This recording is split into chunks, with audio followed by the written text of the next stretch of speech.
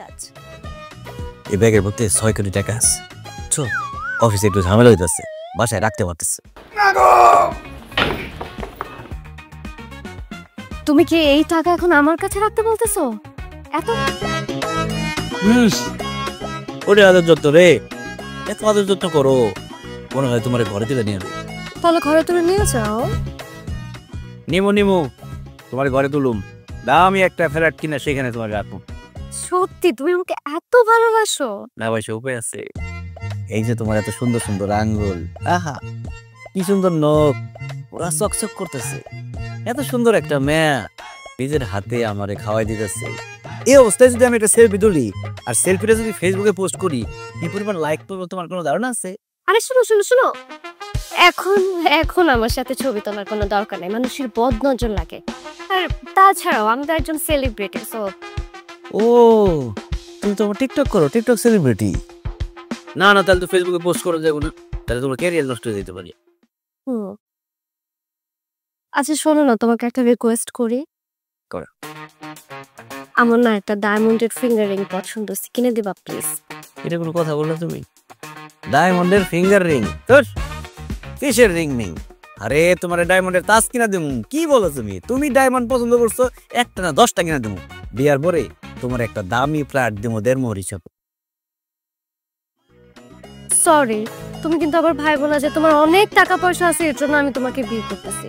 আমি কিন্তু সত্যি তোমাকে মন থেকে ভালোবাসি, এর জন্য বিয়ে করতে চাই। আরে আমি তো জানি তুমি যে আমার কত ভালোবাসো, আমি সেটা বুঝতেছি না। এটা বলতে হয় নাকি বোকা? হাসান, তুমি আমাকে এখন একটা কথা বলো, তুমি কাকে বেশি ভালোবাসো, আমাকে নাকি তোমার বউকে? এটা কি বললা তুমি?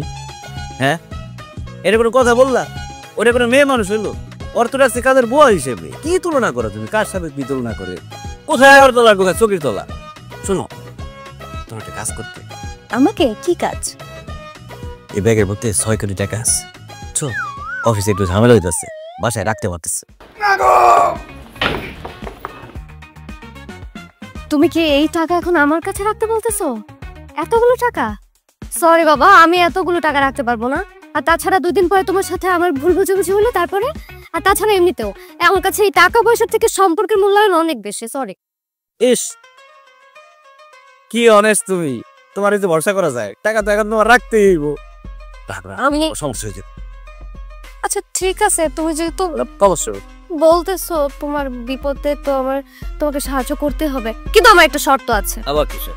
এই যে তুমি আমার কাছে এতগুলো টাকা রাখতেছো, আমি এটার একটা প্রুফ রাখতে চাই। আমি তোমার সাথে একটা ছবি তুলে রাখবো, আসো। এটা হয় বলো?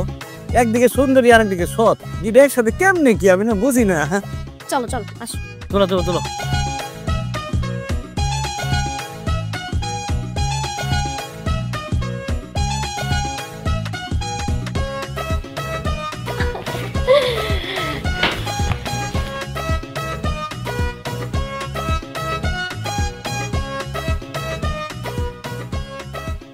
এই তোমাকে খাইয়ে দিই।